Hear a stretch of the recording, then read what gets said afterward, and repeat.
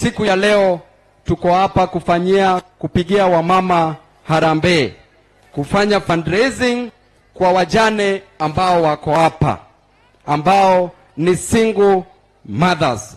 Si mjane pia ni single mother?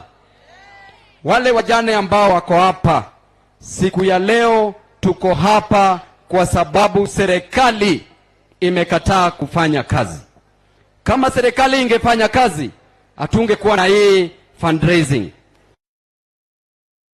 Kama serikali ingekuwa inatimiza yale yote walisema, siku ya leo hatungekuwa hapa. Tuliambiwa mama mboga atatoka bottom kwenda up. Nani ametoka bottom kwenda up? Nani ametoka bottom kwenda up? Nani ametoka bottom kwenda up?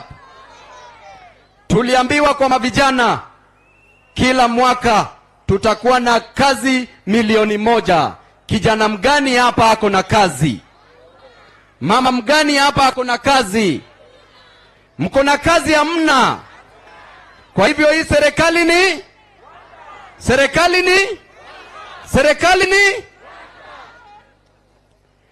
kama serikali ingefanya kazi yake, hawa wamama wetu hawangekaa kwenye jua, hawa vijana wetu hawangesimama kwenye jua.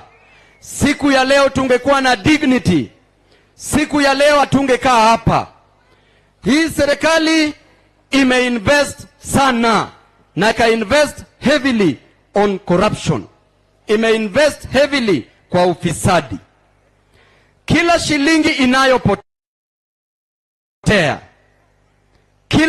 inayopotea ni darasa lisilojengwa pale shuleni.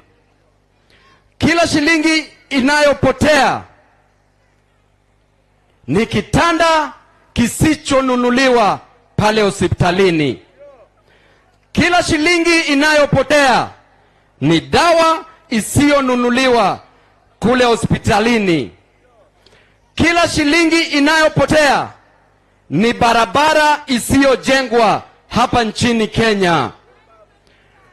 Kila shilingi inayopotea ni ndoto ya mama, ndoto ya kijana, ndoto ya mzee ambayo imezimwa. Na ninawaambia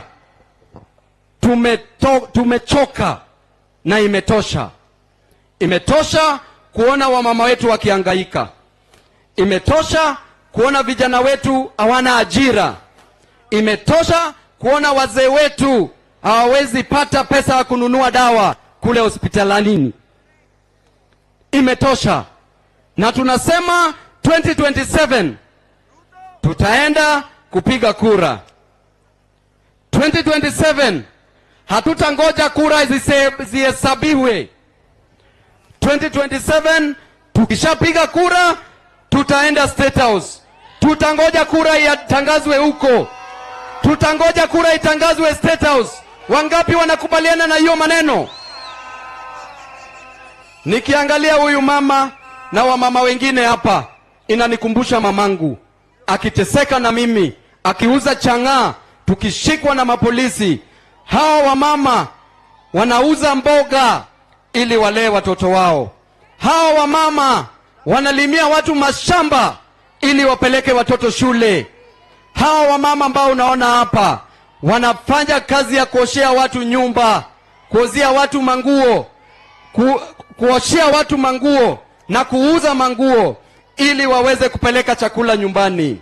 Na itoshi, ikifika jioni mama anahangaika, ajui atapata kodi ya nyumba wapi, ajui atapata karo ya shule wapi, ajui chakula kitatoka wapi.